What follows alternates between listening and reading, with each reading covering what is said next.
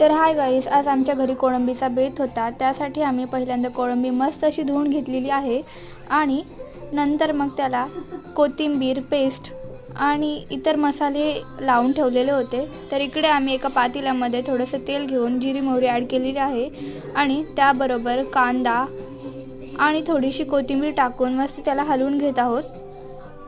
तर तुम्ही पाहू शकता। त्यानंतर आपण घरगुती मसाले, हळद, मीठ, काळं तिखट आणि इतर जे काही पेस्ट जसे की अद्रकची पेस्ट, इतर ज्या तुमच्या घरी अवेलेबल असतील त्या पेस्ट टाकून घ्यायच्या आणि नंतर मग त्यामध्ये कोळंबी ॲड करायची। त्यानंतर मग थोडंसं पाणी टाकायचं त्यामध्ये आणि नंतर मग कोळंबी मस्त हलवून त्याला उकळी येण्यासाठी ठेवायचं। आणि तुम्ही पाहू शकता आपण त्याला ढवळून घेत आहोत आणि इथे बघा आपल्या कोळंबीला मस्त अशी तरी सुटलेली आहे। तर आपली कोळंबी मस्त शिजून आलेली आहे। एकीकडे आमची भाकरी करायच्या चालू होत्या आणि इथे आपली कोळंबी मस्त अशी रेडी झालेली आहे आणि आम्ही ताटही वाढायला घेतलं होतं। तर नक्की कमेंट करून सांगा तुम्हाला आमची रेसिपी कशी वाटली आणि आवडली असेल तर लाईक करा।